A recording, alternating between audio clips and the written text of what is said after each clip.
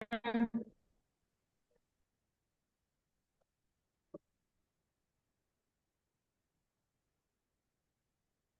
Ji, let's start the class. Is my screen visible to all? Yes. Okay.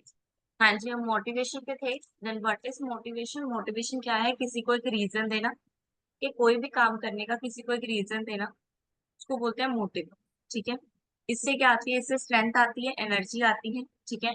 Behaviour जो है वो अच्छा हो जाता है, एनर्जेटिक हो जाता है, पावर आ जाती है एक तरह से कि हमें अपने गोल को अचीव करना है।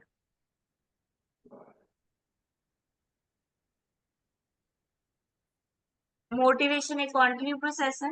ठीक है, एंडलेस प्रोसेस है, एंडलेस नीड है हमारी। तो उसको पूरी करने के लिए मोटिवेशन भी क्या चाहिए? हमें कॉन्टिन्यूसली चाहिए। ठीक है। वैल्यूज परसीव करती हैं, इसमें वैल्यूज भी होती हैं। हाँ जी।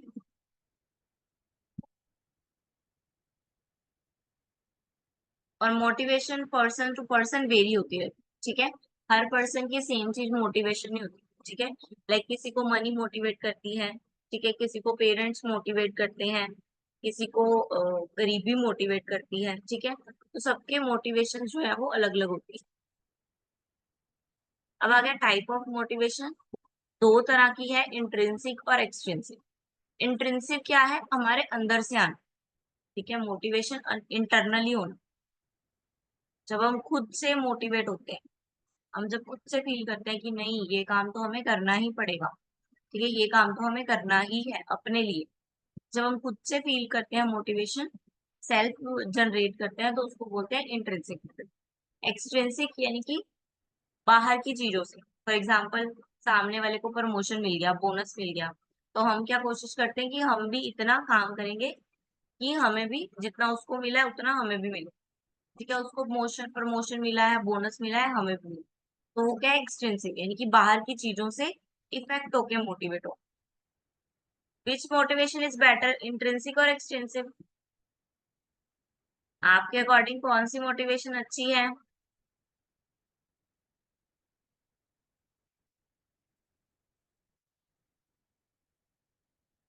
हाँ जी, विच मोटिवेशन इज बेटर, इंट्रिंसिक या एक्सट्रिंसिक?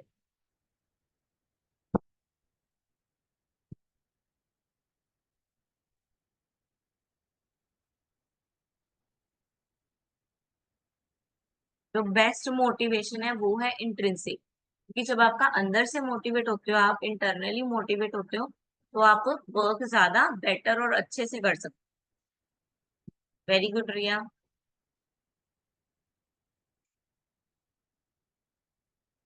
देन थ्योरी आ गई मोटिवेशन की। सबसे पहले आ गई मैस्लो की हायरार्की थ्योरी। ये तो सबसे इम्पोर्टेंट थ्योरी है और सबसे ज्यादा यूज होने वाली थ्योरी है। ठीक है, मैस्लो ने दी थी ये थ्योरी 1954 में। वो क्या कहते हैं इसमें? वो कहते हैं पर्सन जो है उसकी 5 तरह की नीड होती है। ठीक है, और यही 5 तरह की नीड क्या है? उसको मोटिवेट करती है किसी भी काम को करने के लिए। ठीक है, 5 तरह की नीड है और यही 5 तरह की नीड जो है उस पर्सन को मोटिवेट करती है काम करने के लिए। ठीक है, तो ये सबसे पहले साइकोलॉजिकल नीड, यानी कि बिल्कुल बेसिक नीड। ठीक है, रोटी कपड़ा, that is the basic need, है ना? तो ये जो नीड है ये क्या है? साइकोलॉजिकल नीड है, बेसिक नीड है। जब ये पूरी होती है तभी हम कहाँ शिफ्ट करते हैं? हम अपनी दूसरी नीड पे शिफ्ट करते हैं। ठीक है, इसने ये भी कहा है कि जब तक पर्सन की एक नीड फुलफिल ना हो जाए, यानी कि अगर वो साइकोलॉजी नीड पे है, अगर वो फुलफिल ना हो जाए, तो सेफ्टी नीड पे वो नहीं जाए। ठीक है, पहले साइकोलॉजिकल नीड पूरी करेगा, देन वो शिफ्ट करेगा सेफ्टी। ठीक है, मान लो उसके बाद रोटी कपड़ा आ गया, अब उसको क्या चाहिए?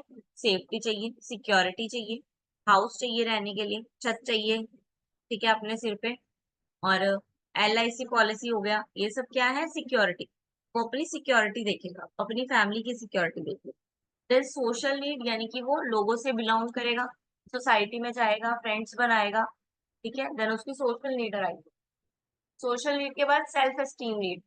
सेल्फ एस्टीम नीड क्या है? उसकी खुद की नीड, वो खुद की पहचान बनाना चाहेगा।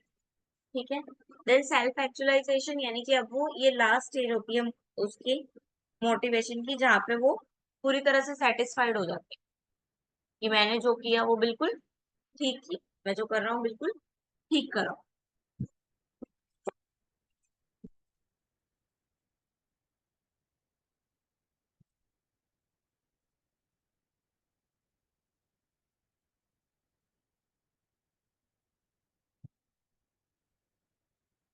देन आगे हर्ट्जबर्ग की टू फैक्टर थ्योरी। ठीक है, हर्ट्जबर्ग ने टू फैक्टर थ्योरी दी।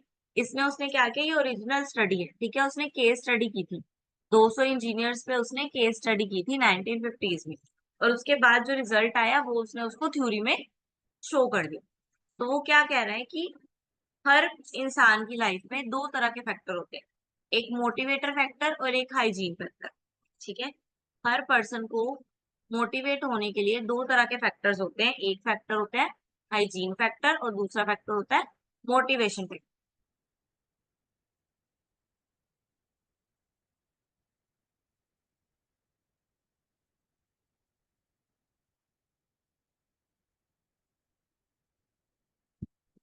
क्या कहते हैं, इससे क्या होता है, जॉब सेटिस्फाइड होता है पर्सन को, अगर ये चीजें मिलेंगी, मोटिवेशन फैक्टर्स मिलेंगे अगर पर्सन को, तो पर्सन क्या होता जाएगा, वो सेटिस्फाइड होता जाएगा। ठीक है, और दूसरी तरफ कुछ ऐसे हाइजीन फैक्टर हैं कि अगर वो उसको नहीं मिलेंगे तो पर्सन क्या होता जाएगा, डिससेटिस्फाइड होता जाएगा। यानी कि अगर तो ये फैक्टर हाइजीन फैक्टर उसको मिलते हैं तो उसको फर्क नहीं पड़ता, लेकिन अगर नहीं मिलते हैं तो उसको बहुत फर्क पड़ता है। और उसी के ऑपोजिट मोटिवेशन फैक्टर है, अगर अगर नहीं है तो फर्क नहीं पड़ता, लेकिन अगर है तो बहुत फर्क पड़ता।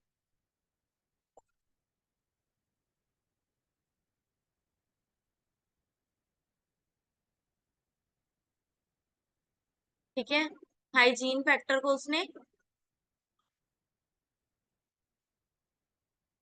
लॉन्च पैड के नाम से रिकॉग्नाइज किया है, जिसमें ये सब चीजें।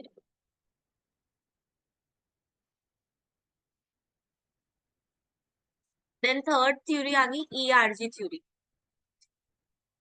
एल्डरफर ने दी थी ईआरजी थ्योरी। एल्डरफर की 1950 1972 में, सबसे पुरानी हर्जबर्ग की है 1950 की, फिर मैस्लो की है 1954 पता नहीं 64 की, देन एल्डरफर की है 1972 की थ्योरी।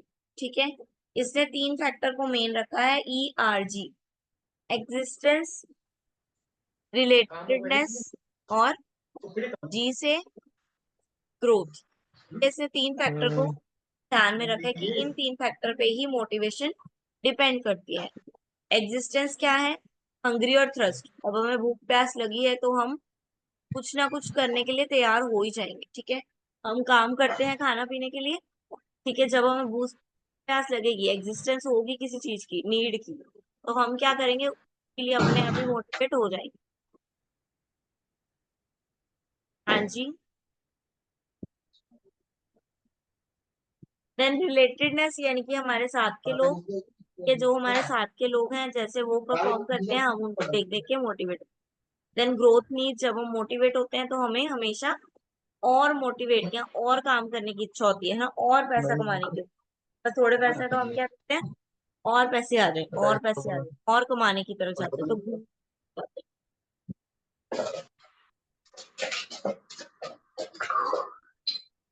देन कुछ एक्स्ट्रा थ्योरी आ गई, कंटेम्प्रेरी थ्योरी आ गई। ठीक है, गोल setting theory, equity theory, existence theory, MC clan theory. ठीक है, एमसी क्लेलैंड क्या कह रहा है थ्योरी में, उन्होंने 61 में थ्योरी दी थी ये।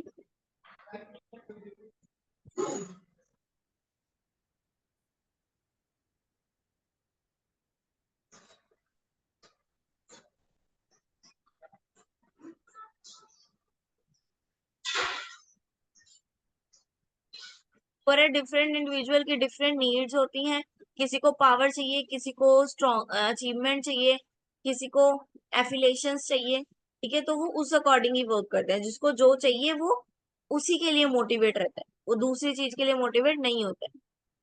एक्सपेक्टेंसी, एक्सपेक्टेंसी क्या कह रहे हैं, लोगों को एक्सपेक्ट ज्यादा है कि हमें ज्यादा रिवार्ड मिले, यानी कि वो बाहर की एक्सट्रिंसिक मोटिवेशन से ज्यादा जल्दी मोटिवेट होते हैं, वो ये कह रहे हैं। ठीक है, हम एफर्ट कर रहे हैं, परफॉर्मेंस दिखा रहे हैं, क्या लेने के लिए? रिवॉर्ड लेने के लिए। इक्विटी थ्योरी क्या कह रहा है? वो कह रहा है कि एक इंडिविजुअल जो है वो मोटिवेट होगा अपनी डिजायर से, अपनी इच्छा से। ठीक है, अपने लिए। जब भी एक इंडिविजुअल है किसी ऑर्गेनाइजेशन के लिए काम कर रहा है, ठीक है, तो वो अपने बेनिफिट के लिए, अपनी पे के लिए, अपने रिवॉर्ड के लिए, अपनी प्रमोशन के लिए ही मोटिवेट होगा। Goal setting theory Latham and Locke ने दी थी 1979 में। Motivation and performance higher when individual are set specific goal. वो क्या कहते हैं, गोल सेट करके जब कोई काम करते हैं तो हम मोटिवेट ज्यादा फील करते हैं। ठीक है, जैसे अब आप एमबीए कर रहे हो, आपका गोल क्या है कि अच्छी से अच्छी जॉब पाना, उसके लिए आप एमबीए पढ़ रहे हो, है ना? तो इस गोल सेटिंग से आप क्या हो, मोटिवेट रहते हो कि यार जब अगर हम एमबीए अच्छे से करेंगे, अच्छे से पढ़ेंगे, ज्यादा नंबर लाएंगे, तो क्या होगा, हमें जॉब भी ज्यादा अच्छी मिलेगी। तो आप इन शॉर्ट अपने आप ही मोटिवेट रहते हो उस काम के लिए, बिकॉज आपका गोल क्या है, वो सेट है। हाँ जी, चैप्टर क्लियर है, समझ में आ गया?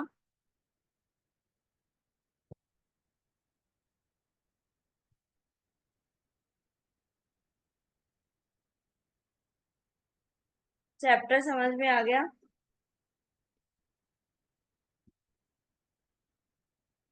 आपका होमवर्क है जितने भी वर्ड्स हैं इसमें से, ठीक है, आपका होमवर्क है जितने भी वर्ड्स हैं इसमें से, for example motivation, learning, attitude, value, perception, अभी तक हमने जितने भी वर्ड पढ़े हैं, ऑर्गेनाइजेशन, मैनेजमेंट, जितने भी वर्ड पढ़े हैं उन सबके मीनिंग, इसका मतलब क्या है, what is motivation, what is attitude, what is value.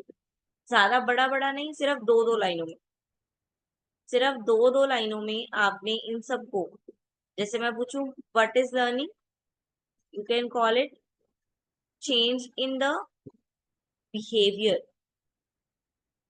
After getting the knowledge, change in your behavior is known as learning. ठीक है, when I call perception, it means image of the product or image of the person in your eyes is called perception. ठीक है, ऐसे एक एक line, दो line में आपको इन सबके आंसर्स, इनका मीनिंग क्या है। What is motivation? Motivate to do something. ठीक है, इसको बोलेंगे मोटिवेशन। तो इन सब चीजों को आपने लिख के इन रिटर्न मुझे सेंड करना है, ये आपका होमवर्क है। ठीक है, जितने भी वर्ड्स अभी अब तक हमने पढ़े हैं, वो सारे वर्ड्स आपने मुझे लिख के उसके साथ एक एक दो दो लाइन की एक्सप्लेनेशन, इसका मतलब क्या है, वो लिख के मुझे भेजने। ठीक है, अभी कल से लेके 26 तक आपकी क्लास नहीं होगी। आफ्टर 26 हम क्लास को कंटिन्यू करेंगे। ठीक है, 19 to 26 क्लास नहीं है, 27 से क्लास या 28 से स्टार्ट होएगी। उसका मैसेज मैं आपको ग्रुप में डाल दूंगी। ठीक है, अभी कल क्लास नहीं है। क्लियर है? Yes ma'am. ठीक है, अब आपका होमवर्क है, ये आप चाहे मुझे आज करके दो चाहे कल करके दो, 26 तक मेरे को सभी बच्चों का जो काम मैंने दिया है वो मिल जाना चाहिए। ठीक है, 26 तक सबने मुझे जो एक एक दो दो लाइन में एक्सप्लेनेशन बोला है मैंने, वो लिख के भेजना है। ठीक है, हो जाएगा इतना काम?